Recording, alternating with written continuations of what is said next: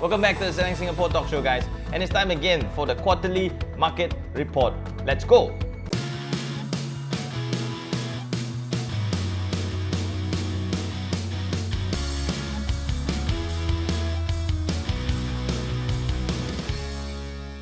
Okay, so let's look at the general market trend across all non-landed oil districts. So you can see here in April 2021, we have the average PSF 1,659 PSF and a total units of 3,090 units. In May, $1,526 per square foot with a total 2,770 units. Then in June, an average PSF of 1,631 PSF with a total number of 1,989 units. So price in PSF is actually coming off a high in March last Q with a sharp drop from May over here, as you can see. Then it immediately spikes back up into a V-shaped fashion, displaying market resilience in price. So volume also holds strong in April with 3,090 units, and then also in May with 2,070 units. But then after that, you see a quick dip in slightly below 2,000 in June. So let's take a look at what's causing this.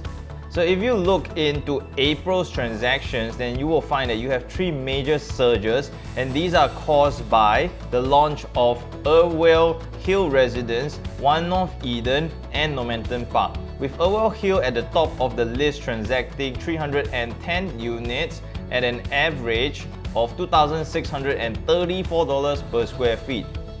Then let's look at May, and we have Providence Residence in District 27 launching, and it takes the #1 selling spot with a transaction of 231 units at $1,154 per square feet average, followed by 𝗿𝗲𝗾𝗃𝗃, which also launched in this month with 86 units at 2,502 square feet PSF average.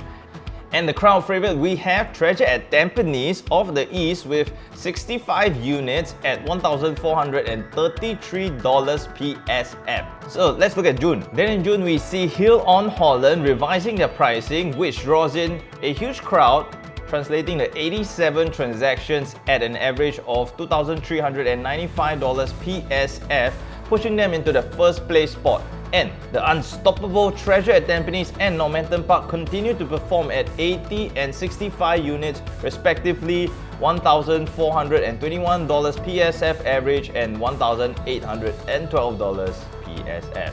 Okay, now let's pull up to a 10-year period, and this is what we see. And here you can see the chart that the average price trend is showing a continued run from last Q March with a minor dip in May, with an immediate spike back up right into June.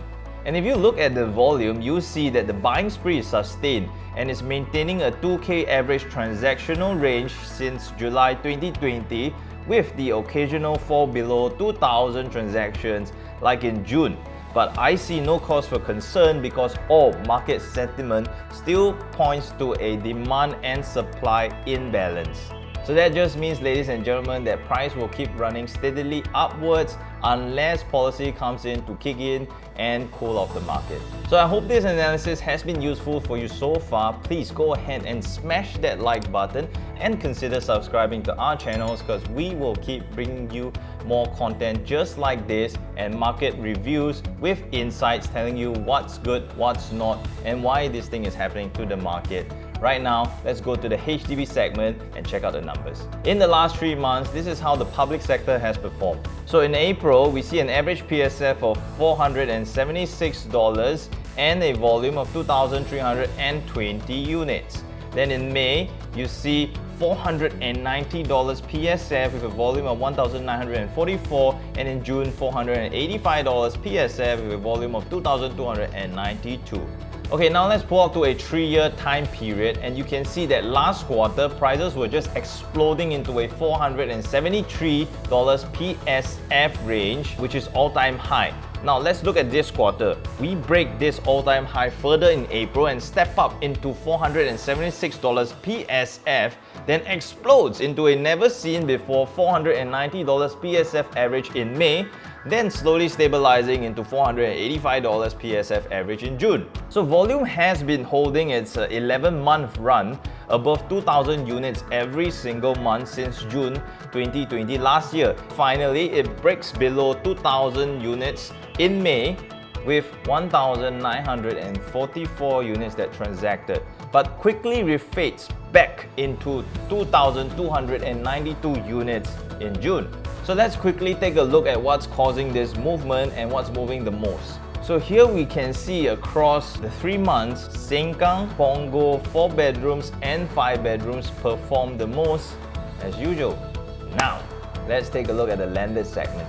So in April 2021, the average PSF for the landed sector is $1,330 with a total sales of 354 units. Then in May, $1,380 PSF with a total volume of 321 units. In June, $1,357 PSF with a total volume of 221 units. So if we zoom out to a 3-year time frame, and then we can see that price action seems to have checked a new minor support in April, then goes on to test the 14-month ceiling of $1,380 PSF for the 3rd time, only to be corrected back down to a higher low in June at $1,357 PSF, which looks like a clear breakout above the resistance going forward. You can just watch for this. Now volume wise, let's look in the same period and you see that since July 2020, this quarter's transactional volume maintains its number above 300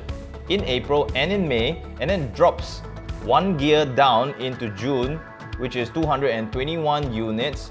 But don't be fooled, it looks like a compression before a spike because we're out in the market. And I can tell you that the market sentiment is very strong and bullish. Everyone is looking for landed. So that pretty much covers the residential market, and the whole market sentiment right now feels to me like it's very bullish, going on to a very steady uptrend with price action, and volume seems to be holding very well. So unless something big happens in the market, say July, the government starts to look at policy again, I think price is going to trend forward upwards steadily with volume considerably running along the same levels. So I hope this video has been useful for you. If you like this quarterly reviews, feel free to drop it in the comment section below. If you want us to look into anything other in specificity, then just let us know. We'll be happy to do so. I'm 𝗿𝗲𝗶𝗂𝗀𝘀, selling Singapore, and we'll see you in the next video.